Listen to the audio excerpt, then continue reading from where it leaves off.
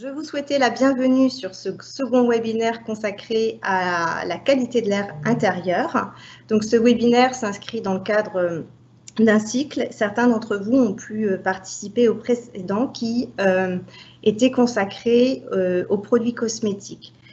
Je suis Gaëlle Violet, responsable de projet prévention promotion santé à la Mutualité française Pays de la Loire. Le mouvement mutualiste a pour objectif de favoriser l'accès à la santé pour tous à travers la complémentaire santé, que vous connaissez probablement, mais aussi à travers des services de soins et d'accompagnement, depuis la petite enfance jusqu'au plus grand âge, et des actions de prévention, promotion, santé.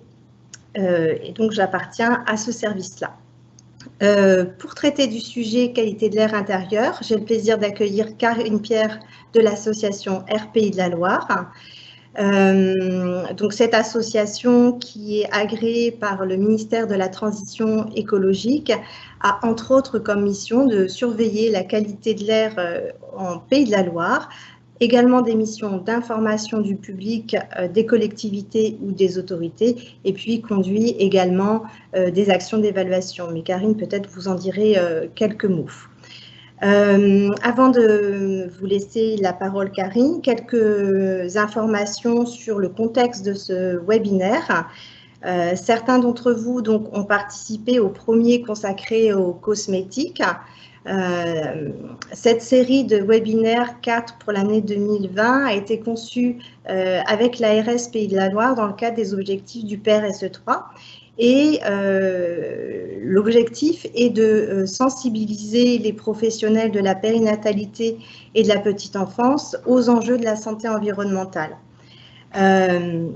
Donc, nous avons conduit un certain nombre d'échanges qui nous a permis de, définir un certain nombre de thématiques. Aujourd'hui, vous êtes 150 personnes à vous être inscrits. Pour l'instant une cinquantaine de participants.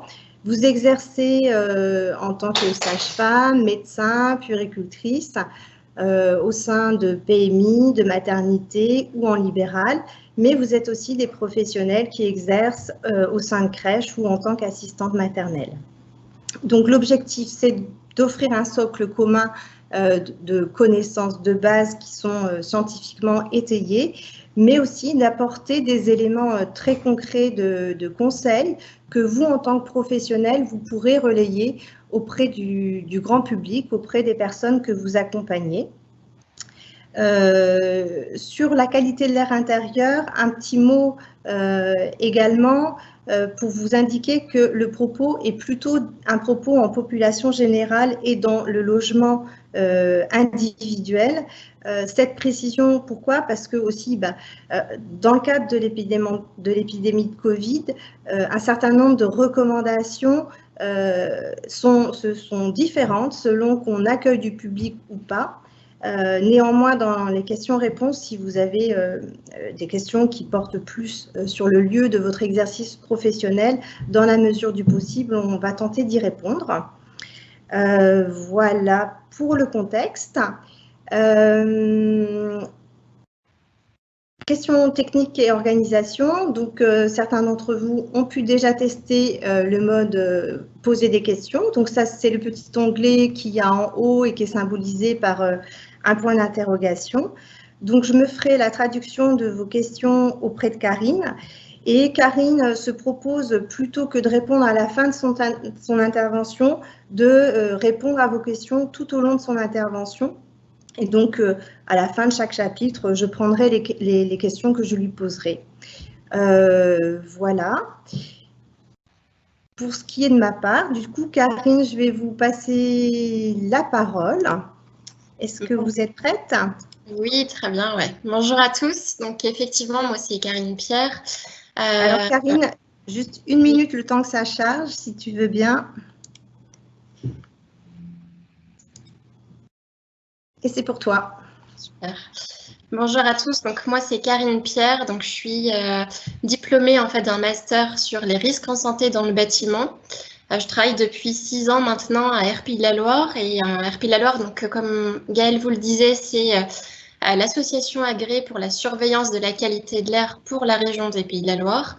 Donc, vous connaissez certainement la structure plus, en fait, par le côté émission air extérieur, mais on traite aussi, en fait, depuis maintenant une quinzaine d'années, le sujet de la qualité de l'air intérieur, avec une mission principale qui est plutôt de mesurer dans différents types d'établissements et puis d'informer la population sur ce que l'on respire et du coup les impacts que ça peut avoir sur votre santé. Alors, je cherche à passer aux slides suivantes, mais ça ne fonctionne pas. Hop, si, voilà. Donc, vous voyez. Donc, Air Pays de la Loire, c'est une association donc, plutôt professionnelle qui regroupe à peu près 25 personnes, en fait, 25 ingénieurs d'études et métrologues sur le sujet de la qualité de l'air. Et en fait, si vous voulez, dans notre fonctionnement, on travaille non pas que pour les services de l'État, mais aussi pour les collectivités territoriales, les entreprises et puis les associations de protection de l'environnement qui ont aussi besoin d'être accompagnées sur ces sujets. Voilà.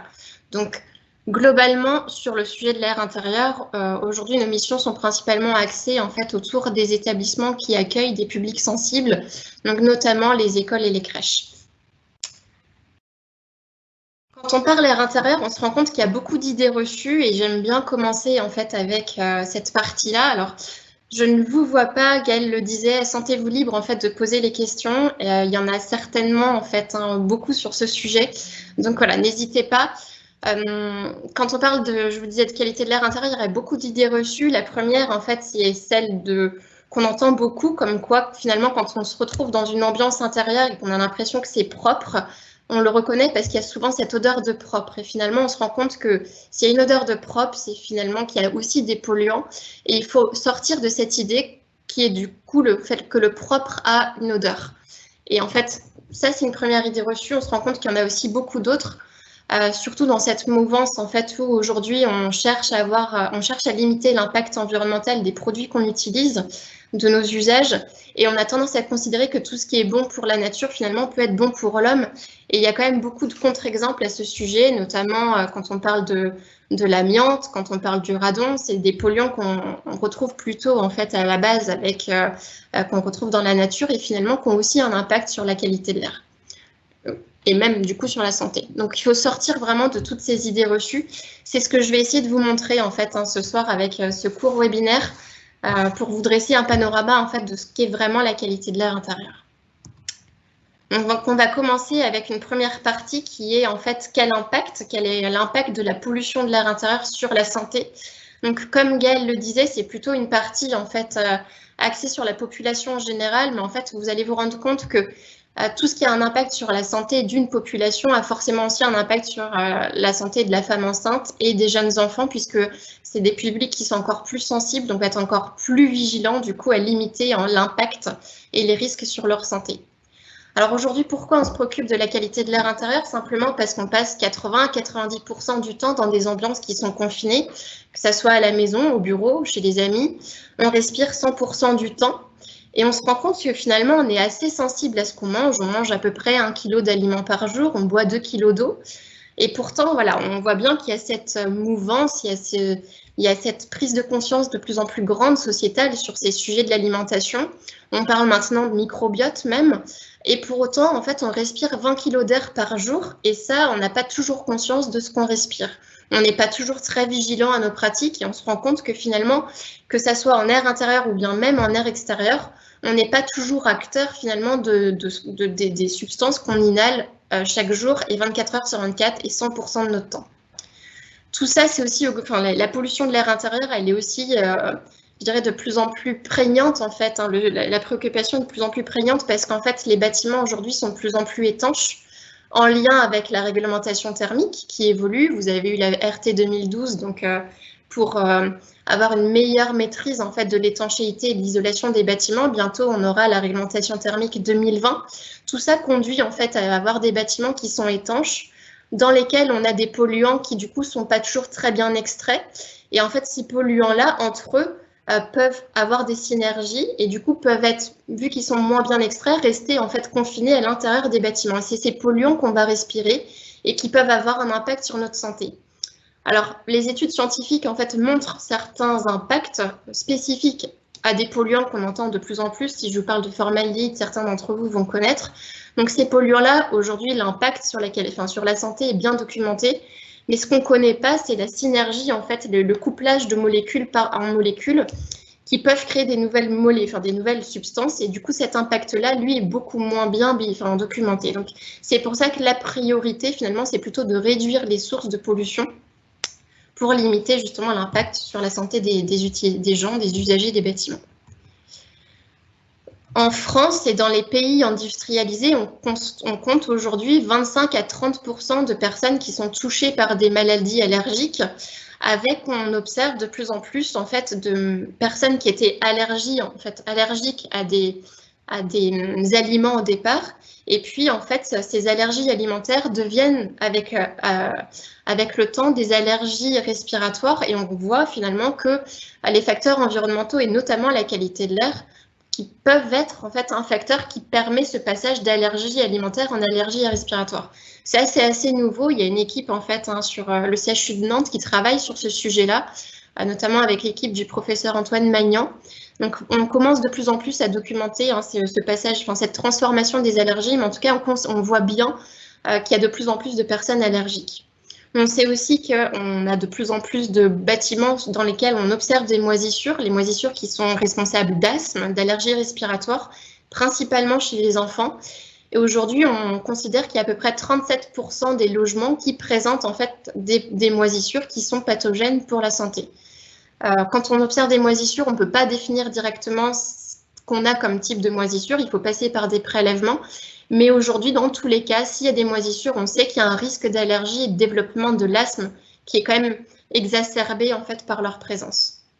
Il y a des polluants, comme je vous le disais, il y a des logements, comme je vous le disais, qui sont de plus en plus ce qu'on appelle multipollués, parce qu'on va utiliser des produits beaucoup plus spécifiques, on va utiliser des produits d'entretien, des parfums d'ambiance, etc. Et du coup, on se retrouve avec une accumulation de polluants assez forte, et c'est tous ces polluants-là qu'il va falloir éviter finalement dans son quotidien. Après, il y a d'autres thématiques qui sont liées, par exemple, au cancer des poumons, liées au radon. Donc, le radon, c'est un polluant de l'air extérieur qui vient à l'intérieur du bâtiment et qui, lui aussi, peut générer en fait des pathologies plutôt respiratoires. Donc, c'est tout ce contexte qui fait qu'aujourd'hui, on a besoin de considérer la qualité de l'air intérieur. Pourquoi chez les enfants? Alors, pourquoi, en fait, les enfants sont des publics sensibles? Tout simplement parce qu'en fait, ils ont un système respiratoire qui est en plein développement. Et en fait, on se rend compte que chez les enfants, l'inspiration, elle se fait principalement par la bouche, donc moins par le nez. Et on sait très bien qu'en fait, le nez est un filtre aussi à ce que l'on peut respirer. Donc, ça veut dire que les enfants sont du coup plus soumis à la pollution qu'ils peuvent inhaler, sachant qu'en plus, ils respirent plus rapidement parce que du coup, la quantité d'air qu'ils inhalent par rapport à leur poids, par rapport à leur masse corporelle est plus importante. Ce qui fait qu'ils absorbent, en fait, par rapport à une personne adulte, on considère qu'ils absorbent 2 fois plus de polluants que des adultes. Donc, on se rend compte vraiment là que les enfants sont des personnes sensibles et qu'il faut tenir compte de ce qu'ils inhalent. Il faut être vraiment très vigilant par rapport à la pollution qu'ils peuvent respirer. Les impacts de la qualité de l'air concernent plutôt, en fait, des pathologies en fait qui ne sont pas orientées autour des cancers, mais plutôt en fait sur des maux qu'on va appeler plutôt des maux du quotidien qui concernent les maux de tête, des gènes olfactifs, des rhinites, et tout ça c'est produit par l'inhalation de ces polluants-là. Il y a d'autres formes de transmission. Quand on parle de santé dans le bâtiment, on entend parfois parler du saturnisme, qui est en fait lié à l'ingestion du plomb, qui peut être du coup toxique chez l'enfant. On peut parler de radiation avec les champs magnétiques, on a aussi des problèmes cutanés, mais là quand on parle d'air intérieur, on est plutôt en fait axé sur la partie inhalation, et l'inhalation de ces polluants-là génère principalement, voilà ce que je vous disais, des maux de tête, des rhinites, donc le nez qui coule, les yeux qui grattent, la gorge qui est sèche, etc. Ça, c'est des facteurs qu'on retrouve vraiment souvent. Ensuite, dans un second temps, on va avoir une exacerbation des crises d'asthme et puis un développement des allergies. C'est plutôt vers ces contraintes-là, ces pathologies-là, en fait, qu'aujourd'hui, on essaie d'agir en fait en limitant les sources de pollution. Et puis encore un peu après, on va avoir des risques de développement de cancer. Alors là, on le voit, vous avez vu l'exemple tout à l'heure du radon qui est effectivement responsable du cancer des poumons. On va avoir d'autres types de cancers, donc principalement avec, par exemple, le benzène, qui va être responsable de la leucémie chez les enfants, notamment les jeunes enfants, ceux qui ont un âge inférieur à 6 ans. Et après, on a d'autres polluants qui peuvent avoir des effets cancérogènes. On entend souvent parler du formaldéhyde, par exemple, qui est un polluant chimique.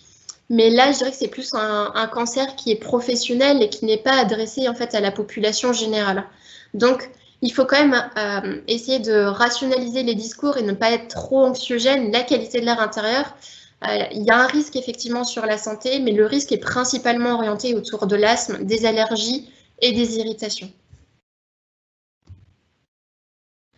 Alors, quels sont les polluants qui peuvent générer ces pathologies-là? Alors, Gaëlle, peut-être qu'il y a déjà des questions, sinon je peux peut-être aller sur la partie polluants et puis on posera les questions ensuite.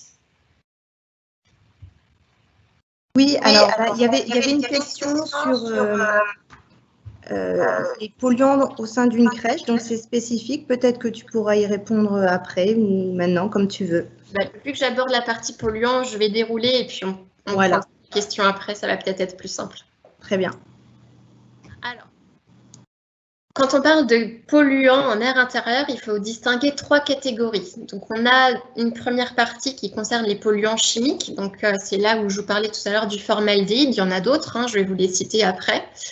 Ensuite, il y a une autre catégorie qui concerne les polluants biologiques et puis une troisième qui concerne les polluants physiques. Donc, je vais vous expliquer quelle est la différence entre ces polluants-là, comment ils agissent et quels sont leurs impacts sur la santé.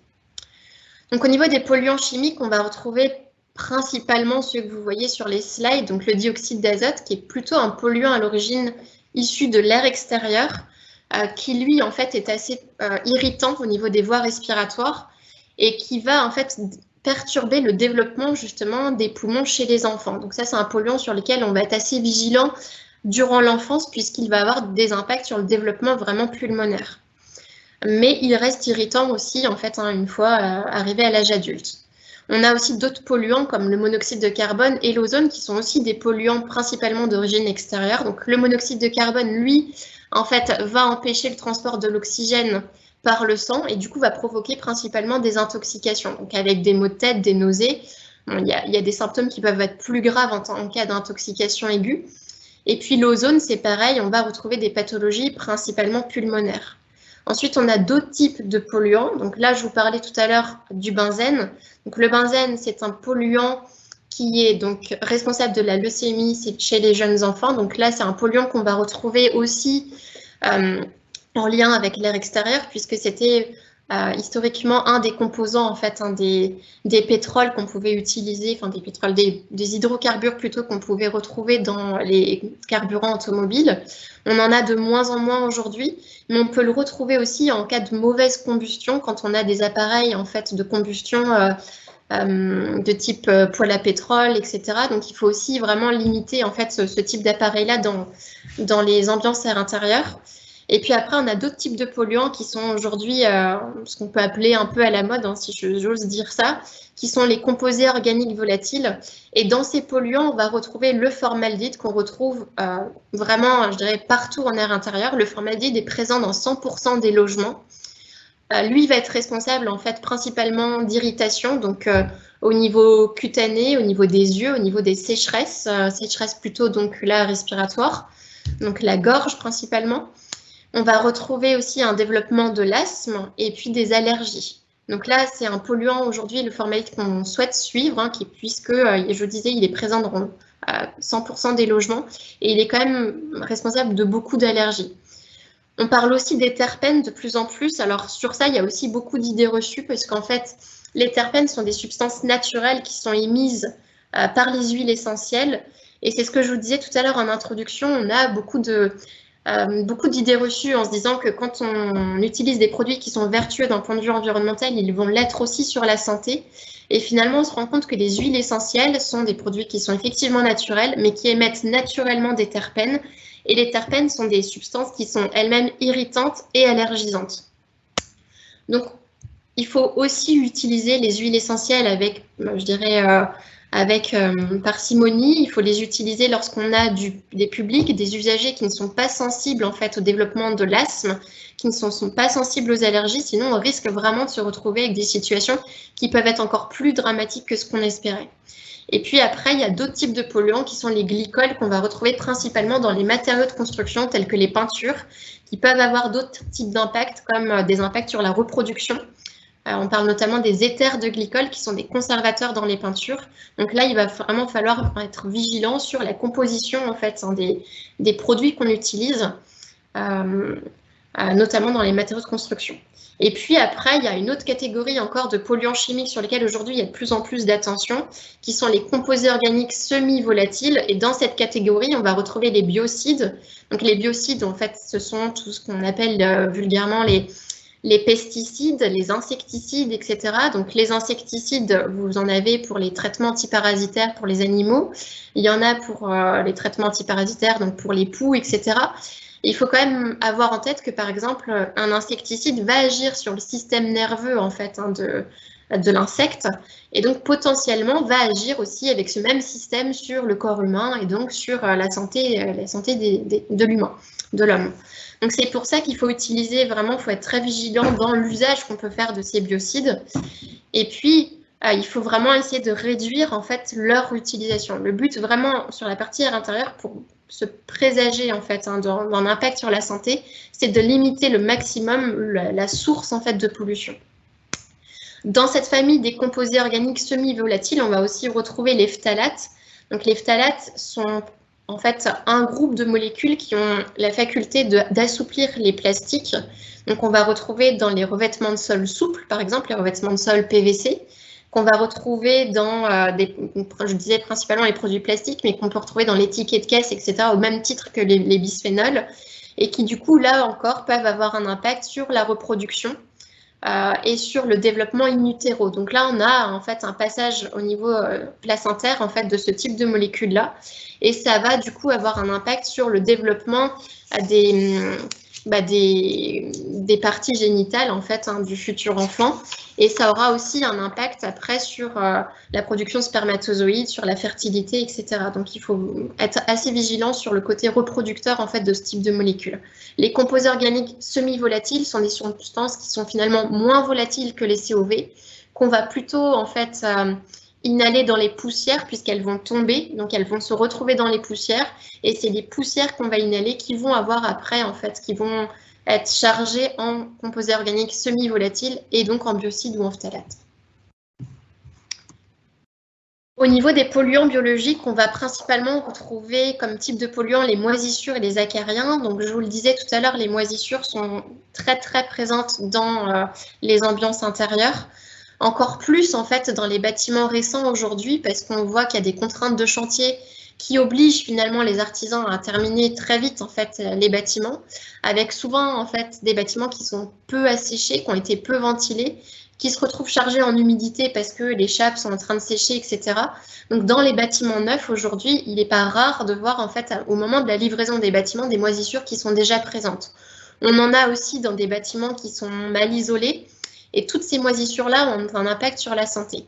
Donc, ce qu'il faut savoir, c'est que les moisissures, pour qu'elles se développent, elles ont besoin d'humidité et elles ont besoin aussi de matière organique. Donc, la matière organique, ça va être des produits, des molécules à base de carbone ou d'oxygène, donc principalement à base de cellulose, donc tout ce qui est carton, tout ce qui est en fait vraiment organique. Donc, pour limiter leur prolifération, il va falloir agir sur la température et l'humidité. La température qui est à préconiser, c'est une température qui est comprise entre 19 et 21 degrés pour des ambiances air intérieures. Et au niveau de l'humidité, ce qui est préconisé, c'est une humidité relative comprise entre 40% et 60%. Vous pouvez acheter des thermomètres hygromètres, ça coûte environ une dizaine d'euros. Et ça permet en fait de mesurer dans les ambiances intérieures ce type de paramètres-là. C'est très très simple.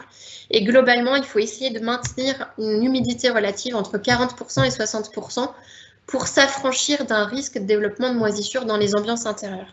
C'est un peu la même chose pour les acariens. Eux aussi vont avoir besoin d'humidité pour se nourrir. Sachez quand même qu'au niveau des acariens, ce n'est pas l'insecte en tant que tel qui est allergisant, mais ses excréments. Donc, il faut vraiment être, je dirais, rigoureux dans le nettoyage des linges, linge de lit principalement. Et donc, voilà, ça être assez rigoureux aussi dans l'aération qu'on peut avoir au niveau des chambres, puisque c'est là en fait qu'on va retrouver le plus d'acariens, parce que eux aussi ont besoin de nourriture pour vivre, et ils vont se nourrir principalement des squames humains. Donc c'est pour ça qu'on en retrouve principalement au niveau du lit, en fait, hein, vraiment de la partie de literie des chambres. Donc sur la partie polluants biologiques, le principal levier, c'est l'humidité. Donc, je vous le rappelle, 40 à 60%, c'est le taux d'humidité relatif qui est à préconiser. Au niveau des polluants... Karine? Oui. Karine? Oui. Tu m'entends? Oui, oui, oui, j'entends, ouais. Alors, avant de passer au prochain polluant, à nouveau des questions sur les huiles essentielles sur lesquelles tu as insisté et sur lesquelles je veux bien que tu reviennes, d'autant que elles peuvent être parfois utilisées de manière importante ou inappropriée. J'avais une question très précise qui était de dire est-ce que les diffuseurs d'huile essentielle sont à bannir? Sinon, comment faut-il les utiliser? Et je rajouterais peut-être quand. Alors, c'est ce que j'ai essayé d'expliquer tout à l'heure. Les huiles essentielles, si on est face à un public sensible, femmes enceintes, jeunes enfants, personnes allergiques, personnes asthmatiques, effectivement, le discours d'RPI-la-Loire, par prudence, serait plutôt de dire qu'il faut bannir les huiles essentielles. On est aussi sur ce discours-là. À la mutualité. Bah, ouais, complètement, ouais. En fait, pour nous, les huiles essentielles, ça peut avoir des vertus thérapeutiques et c'est à utiliser dans ce cadre-là avec des connaissances associées, quoi. Tout à fait. Notamment lorsqu'elles sont utilisées dans des diffuseurs, parce que du coup, on va les rendre encore plus volatiles. Donc là, on expose encore plus les usagers du bâtiment à l'inhalation de ces terpènes qui sont irritantes et allergisantes par définition. Donc pour des personnes sensibles, je dirais plutôt non. Pour des personnes qui n'ont pas de pathologie respiratoire, qui n'ont pas d'asthme, qui n'ont pas d'allergie, oui, on peut utiliser les huiles essentielles parce qu'elles ont des vertus thérapeutiques. Par contre, on ne les utilise pas pour, je dirais, que ça sente bon à la maison. On les utilise vraiment dans un usage thérapeutique. Il faut aussi avoir en tête, il y a beaucoup de marketing en fait sur l'usage des huiles essentielles. On entend beaucoup que les huiles essentielles peuvent purifier l'air. Alors c'est vrai, les huiles essentielles ont un impact sur la partie virale finalement. En fait, elles vont avoir un impact sur la partie biologique des polluants et elles vont du coup tuer les virus et les bactéries qui sont présentes dans l'air. Mais elles ne vont pas détruire les polluants chimiques. C'est pour ça que c'est important vraiment de distinguer à quelle catégorie de polluants on est confronté.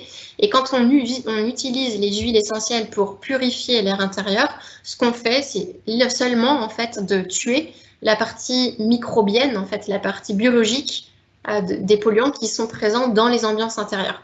Par contre, en utilisant ce type de produit, on va rajouter des polluants chimiques. Donc, on a vraiment un double effet. Et je dirais, voilà, il faut être vraiment très prudent sur l'usage de ce type de produit, quoi. On avait une remarque d'un participant qui disait que toutes les huiles essentielles ne contiennent pas forcément des terpènes. C'est exact. Après, le procédé que tu expliquais reste le même. Et peut-être un mot aussi spécial Covid, pour bien clarifier en lien avec ton propos. Les huiles essentielles ne sont pas virucides et en l'occurrence, elles ne sont pas efficaces contre le virus du Covid.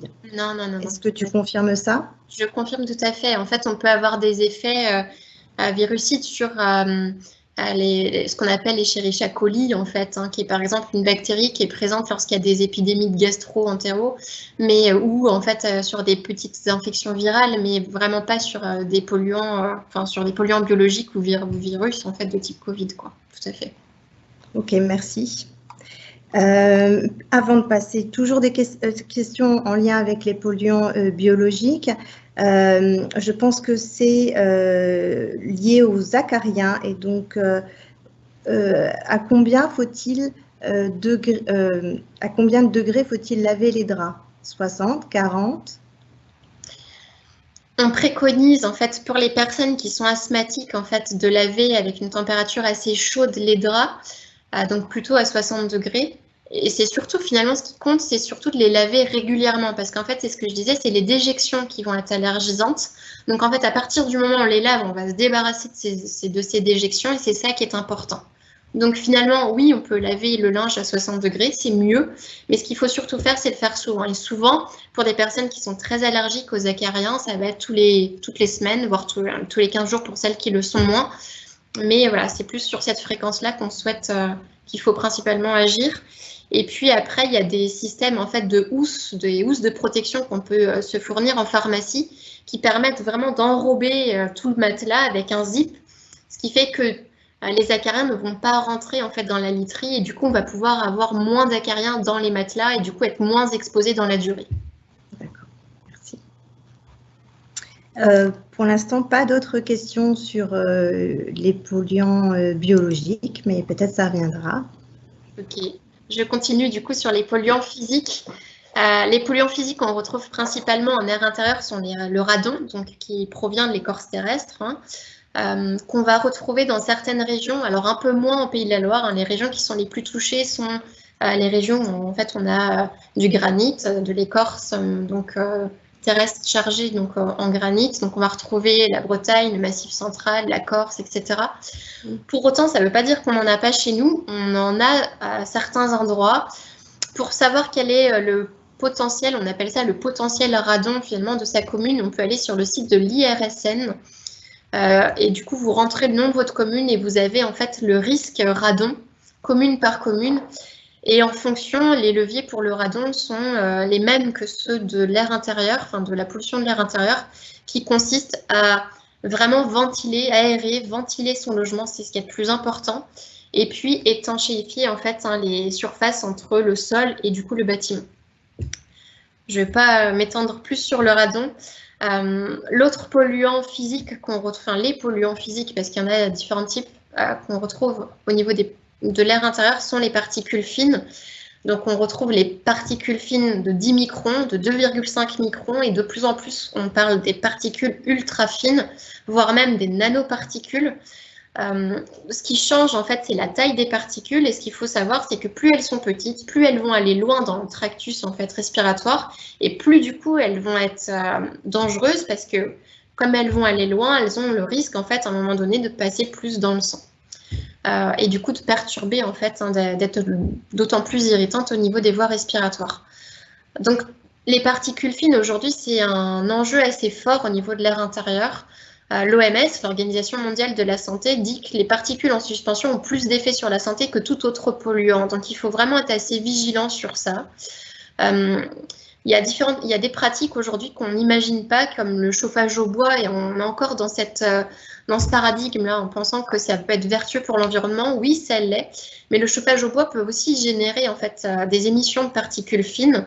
Donc, quand on est dans des ambiances intérieures, dans des espaces clos, il faut être aussi vigilant sur le type d'équipement qu'on peut utiliser pour limiter en fait les émissions de ces particules fines dans les logements principalement. Voilà. Est-ce que tu as des questions, Gaëlle, sur les polluants physiques?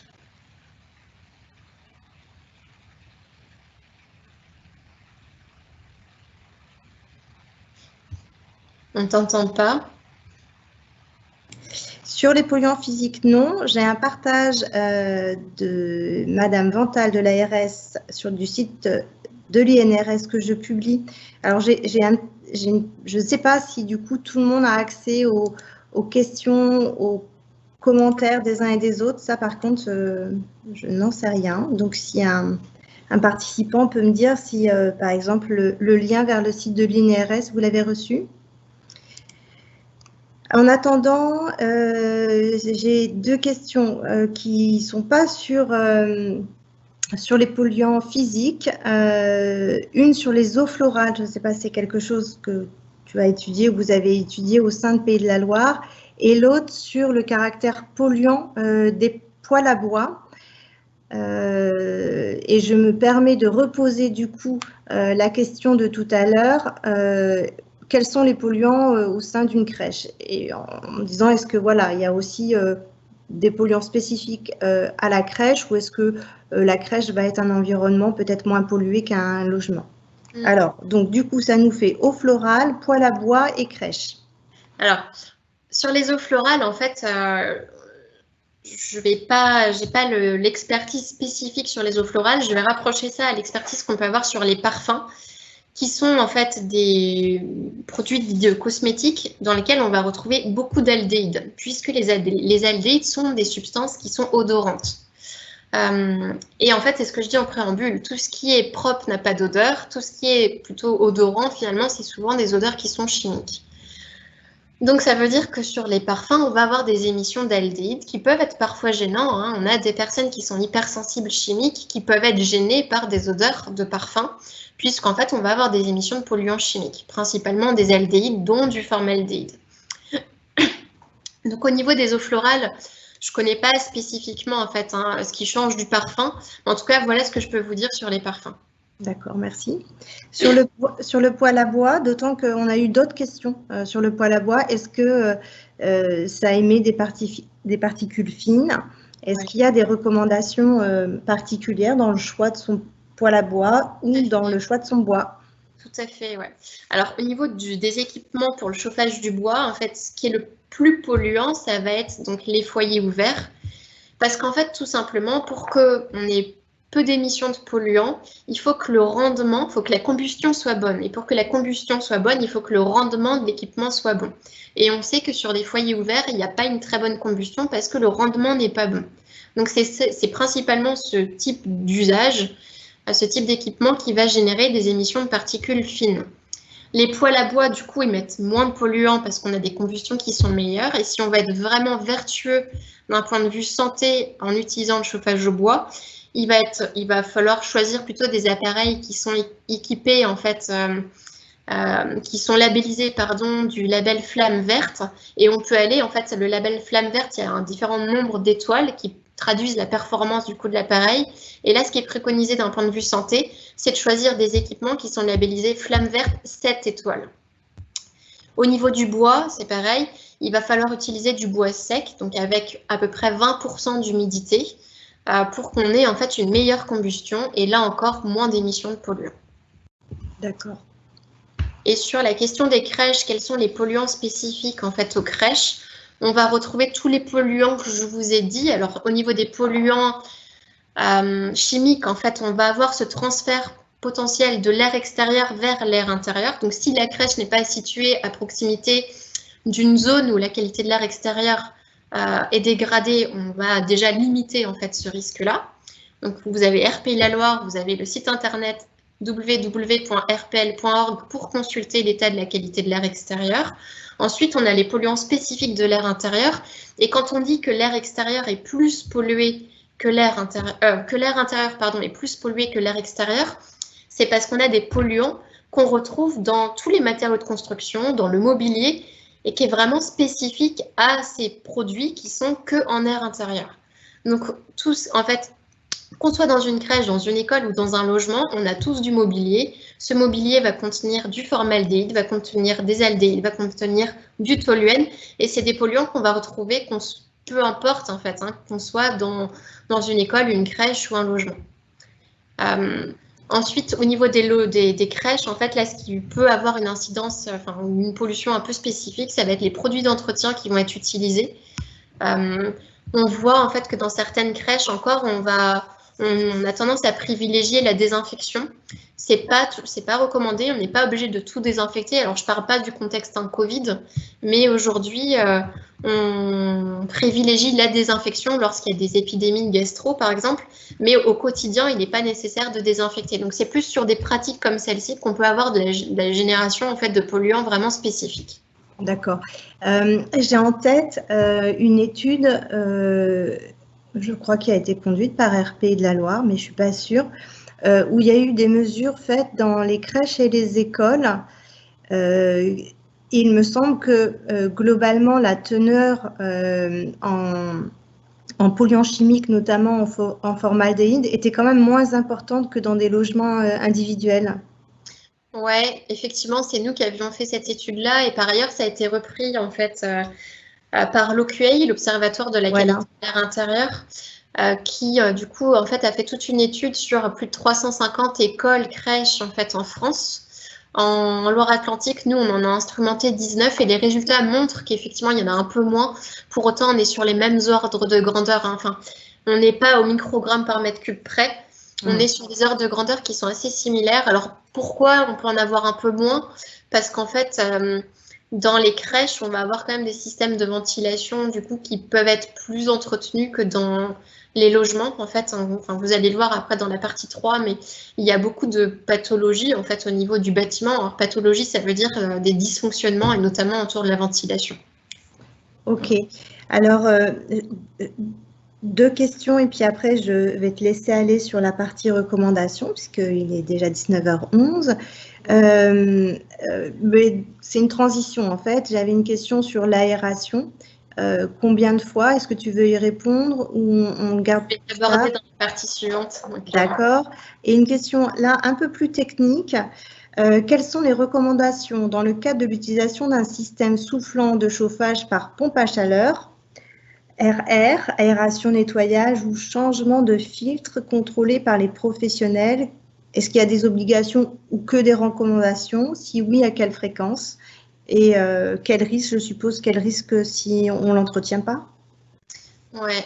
Alors, je vais aborder ça aussi dans la partie plus équipement. Très bien. Après, mais Eh ben, du coup, je crois que c'est la transition pour la 3e partie.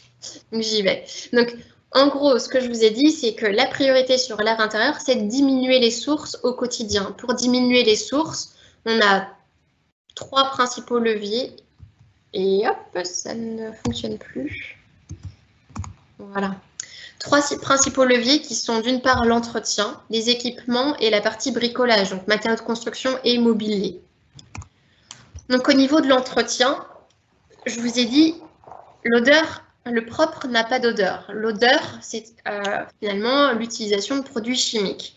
Ça veut dire que ce qu'on va vous encourager, ce qu'on encourage plutôt, c'est les techniques physiques qui n'utilisent pas de produits synthétiques. Donc plutôt le nettoyage à la vapeur et l'usage des chiffons en microfibre. Tout ça, ça va en fait permettre de ne pas utiliser de produits en fait avec des molécules chimiques qui vont être émises ensuite dans les ambiances d'air intérieur. Il va falloir être vigilant aussi sur les produits que vous utilisez. Donc, de manière globale, on va avoir tendance à encourager les produits qui sont labellisés. Donc, il y a l'écolabel européen qui fonctionne très bien, qui est un bon gage en fait de sécurité sanitaire et d'émissions plutôt faibles en fait sur la partie formaldéhyde des composés organiques volatiles. Donc, ça, c'est plutôt des bons produits. Et vous pouvez aussi utiliser des produits donc naturel, donc le vinaigre blanc, le bicarbonate de soude, tout ça, ça fonctionne aussi plutôt bien. Et c'est ce qu'on va nous préconiser au niveau d'RPI de la Loire. S'il y a des produits chimiques qui sont utilisés, dans tous les cas, il faut veiller en fait à choisir des produits sur lesquels il n'y a pas de pictogramme de danger. On va tendance aussi à vous dire de privilégier des produits multi-usages plutôt que des produits destinés à un seul usage, parce qu'en fait, ça revient à ce que je vous ai dit tout à l'heure. Si vous prenez un produit pour le nettoyage du sol, un produit pour le nettoyage des vitres, un produit pour le nettoyage du mobilier, vous allez avoir plusieurs molécules chimiques. On va avoir des logements du coup ou des ambiances air intérieur qui vont être multipolluées, avec un risque de synergie entre les polluants dont on maîtrise moins l'impact sur la santé. Alors qu'en prenant des produits multi-usages, au moins vous limitez en fait le nombre de polluants que contiennent ces produits. Et dans tous les cas, on respecte le mode d'emploi, les doses préconisées. Sur la partie produits d'entretien, on va aussi, donc là ça rejoint un peu le discours qu'on a eu sur les parfums d'intérieur, mais on va avoir plutôt comme principe de vous dire de limiter l'utilisation d'encens et de parfums d'intérieur qui peuvent contenir là encore des terpènes et des aldéhydes qui peuvent être irritants pour les voies respiratoires. Mais rappelez-vous d'une chose, la chose la plus importante, c'est que le propre n'a pas d'odeur. Les épurateurs d'air intérieur, j'en parle un tout petit peu sur la partie nettoyage parce qu'on en entend de plus en plus parler et encore plus dans ce contexte de Covid. Aujourd'hui, il y a différentes techniques qui existent en fait. On a de la photocatalyse, on a des ionisateurs, on a des oxydateurs, on a parlé des plantes dépolluantes, etc. Au niveau des plantes dépolluantes, donc sachez qu'en fait, les impacts sont très limités dans des conditions réelles. on a en fait l'efficacité qui a été montrée plutôt en laboratoire, mais de là à avoir une efficacité en ambiance réelle, on n'y est pas encore. Par ailleurs, ce qu'il faut savoir, c'est que c'est le substrat, donc la terre, qui est plutôt dépolluante et non pas les feuilles. Et en fait, pour qu'on puisse avoir un effet qui soit significatif, il faut considérer qu'il faut 7 plantes par mètre cube de volume d'air intérieur. Donc ça veut dire que pour une pièce de 20 mètres carrés, il faut environ 350 plantes pour que ça ait un effet positif. Donc autant dire que les plantes dépolluantes, ça ne marche pas trop. Ensuite, tout ce qui est photocatalyse, là encore, le discours d'Hervé Laloir, c'est plutôt de dire attention, parce qu'effectivement, la photocatalyse, ça peut fonctionner. Par contre, ça a 2 autres effets. Un premier, c'est que ça va utiliser une molécule qu'on appelle le dioxyde de titane, qui est une nanoparticule. Aujourd'hui, l'impact des nanoparticules, donc c'est des particules qui sont vraiment très très fines, beaucoup plus petites que les PM10 dont je vous ai parlé tout à l'heure. Et ces particules fines vont aller vraiment très profondément en fait dans l'organisme. Et aujourd'hui, on ne connaît pas très bien en fait l'impact sur la santé de ces molécules-là. Mais en tout cas, la partie scientifique est vraiment très prudente sur l'usage en fait de ces molécules. Et par ailleurs, la photocatalyse va émettre des polluants secondaires, notamment du formaldéhyde. Ça veut dire que d'un côté, vous allez essayer d'épurer sur certains polluants comme par exemple le toluène, mais de l'autre côté, vous allez rajouter du formaldéhyde qui est lui beaucoup plus irritant en fait que le polluant qu'on a cherché à avoir un peu en moins bonne quantité au départ, quoi. Voilà, donc plutôt vigilance sur ces usages-là. Et puis les sprays sur l'action biocide, on en a parlé un peu tout à l'heure avec les huiles essentielles. Donc là encore, plutôt prudence. Et puis la priorité, c'est vraiment de limiter la source de pollution. La deuxième priorité, c'est d'aérer. Et quand on aère 2 fois 10 minutes par jour minimum. Si possible avec un courant d'air, donc avec des fenêtres qui sont en fait traversantes, pour qu'on ait vraiment un brassage de l'air qui soit suffisamment important.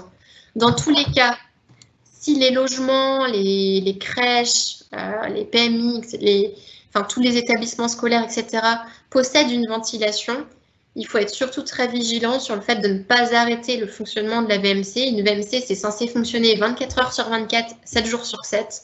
Il ne faut pas obturer les bouches de ventilation. Il ne faut pas les cacher derrière des meubles. Il ne faut pas mettre si possible, éviter en fait tout ce qui est rideaux, etc. Parce qu'en fait, on va avoir une moins bonne extraction. Et du coup, on va avoir en fait un moins bon renouvellement d'air, donc des polluants qui vont rester dans les ambiances intérieures. Donc ça, c'est assez important. C'est pareil, les entrées d'air, ça se nettoie. Donc ce qui est préconisé, c'est en fait un nettoyage des entrées d'air, donc les bouches d'insufflation pour ceux qui ont des ventilations double flux, pour les entrées d'air tous les 6 mois et pour les extractions tous les 3 mois. Donc ça se nettoie avec du savon, ça peut se mettre au lave-vaisselle, mais c'est aussi important de nettoyer. Et puis par ailleurs, quand on a en fait des bâtiments qui sont rénovés, on se rend compte qu'il y a souvent en fait des dysfonctionnements, des pathologies, puisque on se rend compte que le détalonnage sous les portes, c'est l'espace en fait qui est entre le revêtement de sol et la porte. Quand on a une rénovation, on va aussi rénover le sol et on oublie parfois en fait de détalonner en fait les portes. Et du coup, on a une mauvaise circulation de l'air entre les pièces. Donc ça, il faut être vigilant. On va aussi, quand on a des rénovations, avoir des fenêtres en fait qui ne procèdent pas les mortaises, là, les entrées d'air. Donc là encore, du coup, s'il n'y a pas d'entrée d'air, ça veut dire que vous n'avez pas cette aération qui est permise par la ventilation. Donc la rénovation, c'est très bien d'un point de vue thermique, mais il faut faire attention en fait d'un point de vue qualité de l'air, que du coup, les équipements soient bien prévus en fait pour assurer une bonne qualité de l'air intérieur. Je vous l'ai mis sur la slide, 47% des logements construits avant 1974 ne sont pas ventilés. Et par ailleurs, une ventilation sur 2 ne fonctionne pas correctement. Il y a un test assez simple pour vérifier qu'au moins vous avez une ventilation qui fonctionne, c'est que vous prenez une feuille de papier toilette, vous la posez contre la bouche d'extraction. Si cette feuille reste collée à la bouche d'extraction, ça veut dire que vous avez quand même une extraction, donc un renouvellement d'air.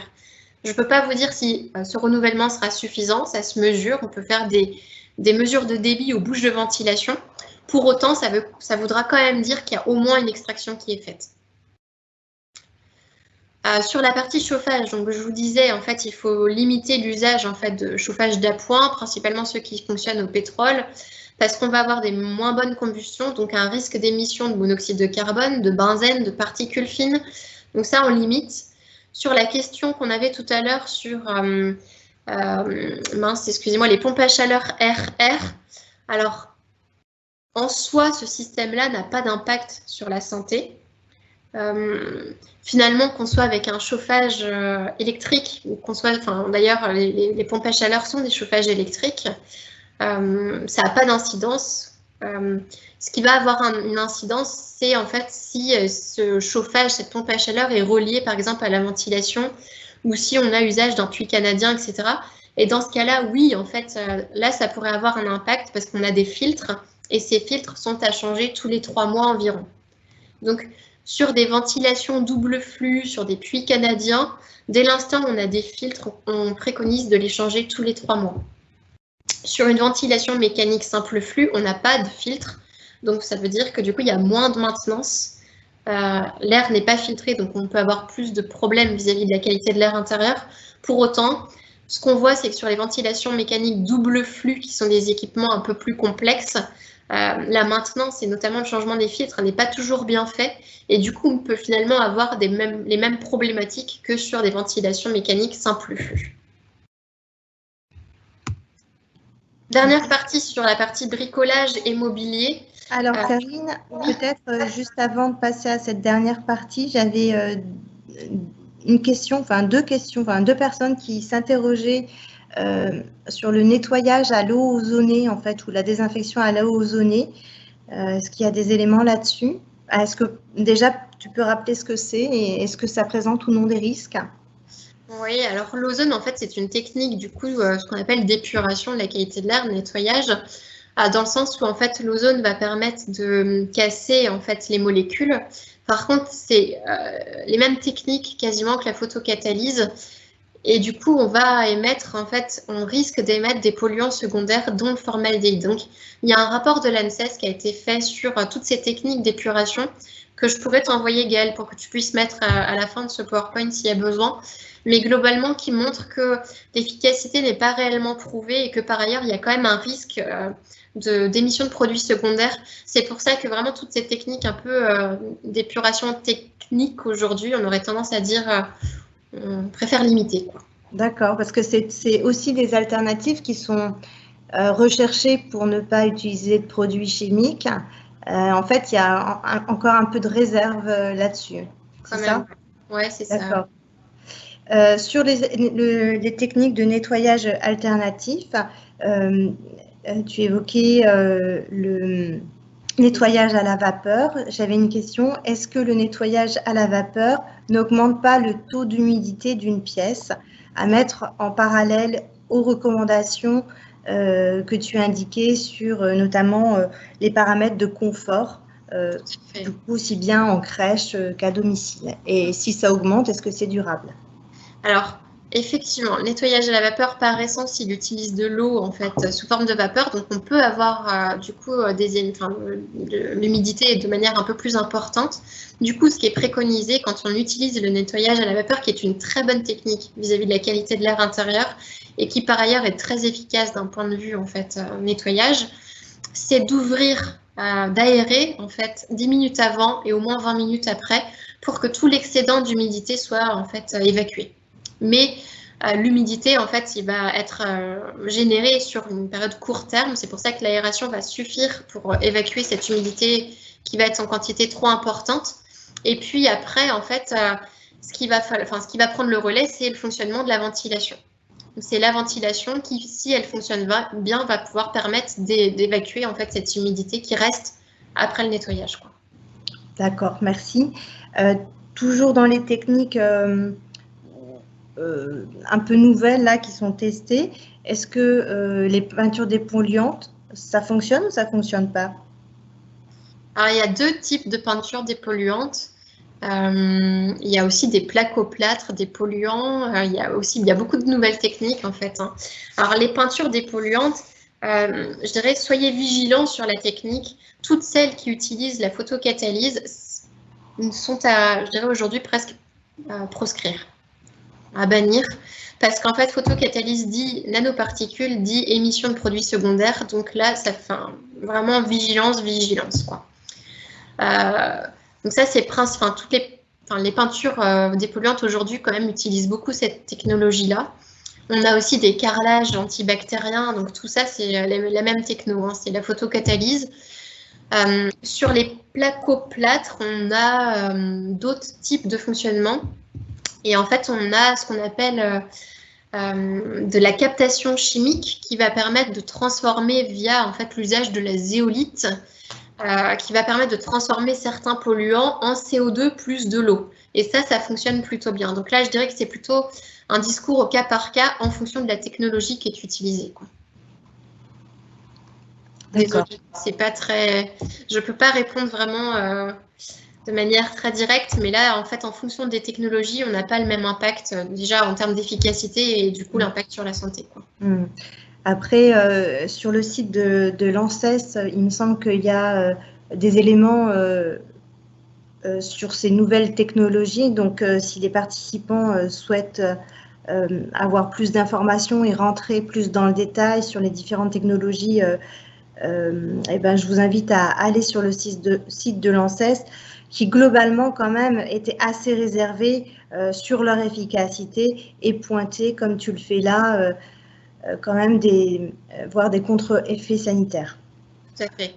Et en fait, le bon sens, c'est plutôt de limiter les sources de pollution plutôt que de chercher en fait à dépolluer la qualité de l'air. Et du coup, ça fait la transition avec cette partie bricolage, matériaux de construction que je souhaitais vous présenter.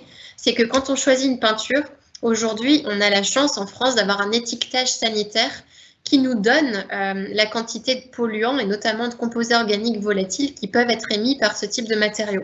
Ça correspond à l'étiquette A+, que vous voyez sur le support là. Donc des produits, des matériaux de construction qui sont étiquetés A+, sont des matériaux de construction qui vont émettre peu de composés organiques volatiles. Donc quand on choisit une peinture, on choisit plutôt une peinture avec cette étiquette. Si possible, pour tous les matériaux de construction, de toute façon, en peinture, revêtement de sol, etc., on choisit cette étiquette et on choisit des produits qui sont labellisés. Alors, il y a des écolabels qui existent sur les matériaux de construction. Vous avez le label Nature Plus qui est très efficace sur les peintures, l'écolabel européen également, sur tout ce qui est plutôt textile, donc les moquettes, les rideaux, etc., vous pouvez utiliser le label environnemental qui s'appelle Goutte, qui est d'origine allemande. Et puis après, sur tous les produits de pose, donc carrelage, faïence, etc., tous les produits de collage, tout ce qui est colle, on va utiliser le label qui s'appelle EMICODE et on va choisir le niveau le plus exigeant qui s'appelle EC1. Voilà. Donc, en fonction du type de matériau, on peut aller chercher des écolabels qui garantissent du coup le faible impact sur la santé des futurs usagers. Et dans tous les cas, on choisit l'étiquetage sanitaire A+. Après, sur les opérations finalement de bricolage, ce qu'il va falloir faire, c'est plutôt donc d'aérer pendant que du coup on pratique les activités de bricolage, de refermer tous les produits en fait, parce que une peinture, un pot de peinture qui est ouvert, c'est une peinture qui va continuer d'émettre dans l'air et du coup qui va du coup émettre des polluants. Donc là, il va falloir être vigilant sur le fait de refermer finalement tous les contenants après usage.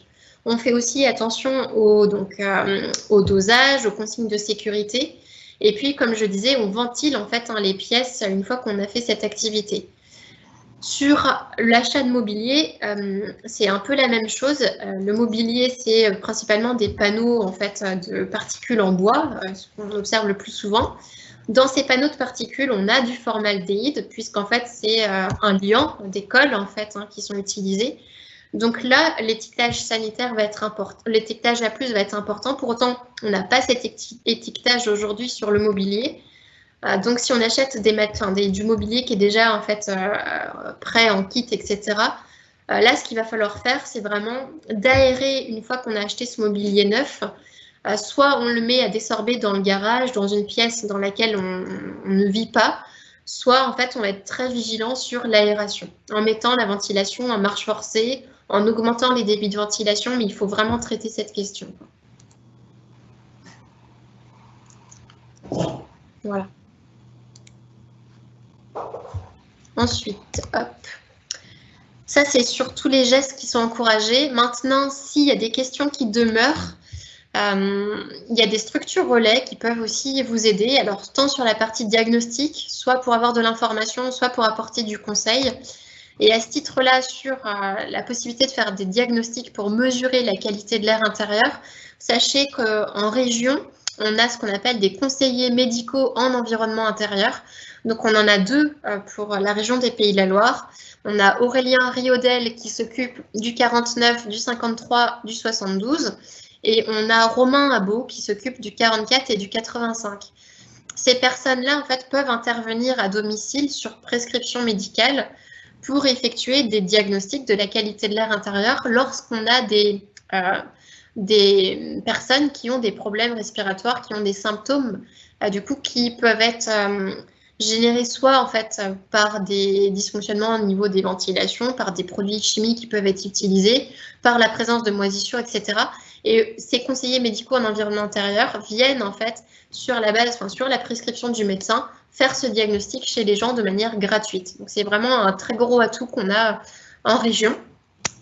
Donc on pourra mettre les liens aussi pour les contacter, Romain et Aurélien. RP Lalor est aussi à votre disposition si vous souhaitez des mesures de qualité de l'air intérieur. Donc on intervient, je vous le disais, principalement dans les établissements qui accueillent du public sensible. On n'intervient pas auprès des particuliers, donc on ne fait pas de mesures dans les logements des particuliers, mais vraiment plutôt dans les ERP.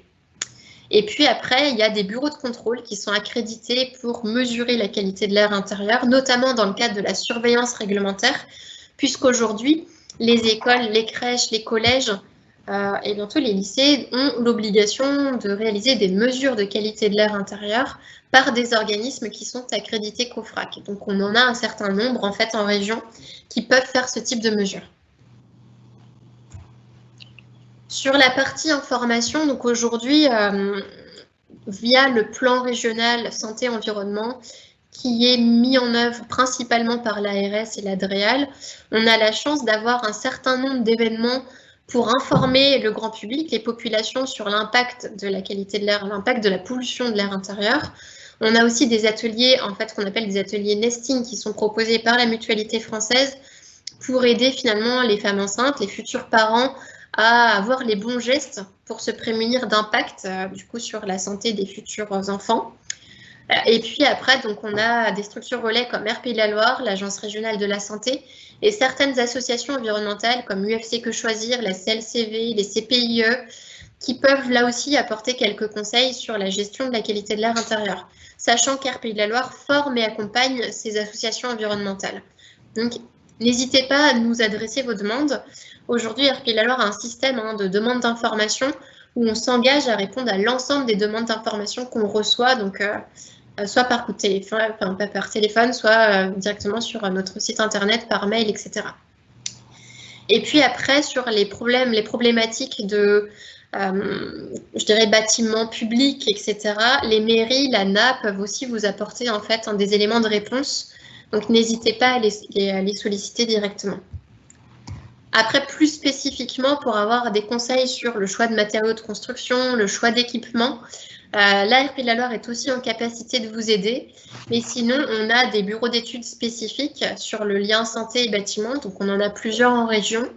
On a aussi des experts de la ventilation qui peuvent faire des diagnostics de la ventilation, qui peuvent parfois expliquer pourquoi il y a des problèmes d'odeur aussi. On remarque aussi beaucoup ça. Donc, ces experts de la ventilation pourront faire ces diagnostics et pourront trouver quelle est l'origine finalement de ces dysfonctionnements. Et puis après, il ne faut pas oublier non plus les CAUE qui sont en fait, excusez-moi, j'ai oublié le terme spécifique, l'acronyme, mais qui sont en fait des conseils d'architecture, c'est le conseil de l'architecture d'urbanisme qui peuvent apporter en fait des conseils sur la conception de nouveaux bâtiments, que ce soit des logements ou bien même en fait encore des écoles, des crèches, etc. Donc eux aussi ont des compétences sur la partie qualité de l'air intérieur avec des préconisations qui peuvent être apportées de manière gratuite sur la partie choix de matériaux de construction notamment. Voilà. Donc n'hésitez pas à solliciter, je vous dis, de notre côté RP de la Loire, on est disponible pour vous C'est notre mission. On est une association à vocation d'intérêt général, donc n'hésitez pas à nous adresser vos demandes, tout simplement. Merci beaucoup. Merci beaucoup, Karine. Est-ce que tu peux prendre encore 2 questions? Bien sûr, bien sûr. Alors, une question en lien avec l'aération, enfin, 2 questions en lien avec l'aération. D'une part, quand il y a du brouillard, est-ce qu'il y a des risques complémentaires, par exemple, qui seraient liés au fait que le brouillard soit chargé en polluants? Et l'autre, c'est en hiver, est-ce qu'on aère quand même parce qu'il fait froid dehors, quoi. Ouais, alors sur la question du brouillard, effectivement, le brouillard, on va avoir de l'humidité. Pour autant, ce que j'ai essayé d'expliquer, c'est que l'air intérieur, dans tous les cas, est plus pollué que l'air extérieur. Donc, dans tous les cas, il faut aérer, qu'on soit l'hiver, qu'il pleuve, etc. Il faut aérer son logement tous les jours. L'humidité qu'on va faire rentrer dans le logement, elle va être très ponctuelle, elle va être éliminée par la ventilation. Donc, il ne faut pas craindre en fait d'aérer son logement parce qu'il pleut ou parce qu'il y a du brouillard. Ça va être en fait de l'humidité qui va être apportée de manière très ponctuelle. Sur la question de l'hiver aussi et du froid, quand on a un bâtiment qui est bien isolé, je pense avec des bâtiments qui sont RT 2012, et ben là encore, il ne faut pas avoir peur d'aérer son logement parce qu'en fait, vu que le bâtiment est bien isolé, si on aère 10 minutes, il ne va pas perdre suffisamment en calories pour que du coup, après, on ait en fait une déperdition de chaleur. Donc, 10 minutes d'aération, 2 fois 10 minutes, même par jour, ce n'est pas suffisant pour faire rentrer le froid de manière durable dans le logement. D'accord. Et la dernière question, le vinaigre blanc, donc qui peut être une alternative à un certain nombre de produits chimiques, est-ce qu'il présente quand même des risques, notamment d'irritation? Le vinaigre blanc est irritant, effectivement. C'est l'acide acétique, il peut être irritant. Pour autant, il est quand même très volatile, donc il disparaît assez vite en fait dans les ambiances antérieures. Donc, il faut plutôt utiliser le vinaigre blanc. Après, on ne l'utilise pas pur, il faut le diluer pour que du coup, on ne se retrouve pas non plus avec des irritations. Mais voilà, on est quand même sur des impacts qui sont plutôt limités vis-à-vis de la santé et de l'impact sur la santé des populations, quoi. Et puis peut-être choisir du vinaigre dosé à 8%, à 8 degrés, plutôt qu'à 12 ou 14. Exactement, ouais. Ils sont moins concentrés. C'est ça. Merci beaucoup. Merci beaucoup, Karine. De toute façon, s'il nous reste des questions auxquelles on n'a pas répondu, eh bien, on tentera d'y répondre sur le site. Karine aussi a évoqué le fait que vous pouvez poser directement les questions à RPI de la Loire. Vous recevrez dans les jours qui viennent un lien vers un questionnaire d'évaluation afin d'avoir un retour sur ce webinaire. Nous vous proposerons la valorisation de l'intervention de Karine Pierre sur notre site internet et puis on pourra se retrouver à la rentrée de septembre pour 2 prochains webinaires, l'un consacré aux perturbateurs endocriniens et l'autre consacré aux contenants alimentaires. Encore merci beaucoup Karine de ton intervention à la fois très précise et très concrète. Et puis je vous souhaite à tous une très bonne soirée. Karine, veux-tu ajouter un dernier mot? C'est tout bon pour moi. C'était un plaisir en tout cas de pouvoir vous transmettre ces informations. Voilà, la qualité de l'air, c'est un sujet qui est encore assez nouveau, qui mérite vraiment qu'on continue d'informer les populations. Donc, soyez relais des messages que je vous ai transmis et retenez que le propre n'a pas d'odeur. Ça sera déjà super. Voilà. Et continuez. Merci beaucoup. Bonne soirée à vous. Merci. Au revoir. Au revoir.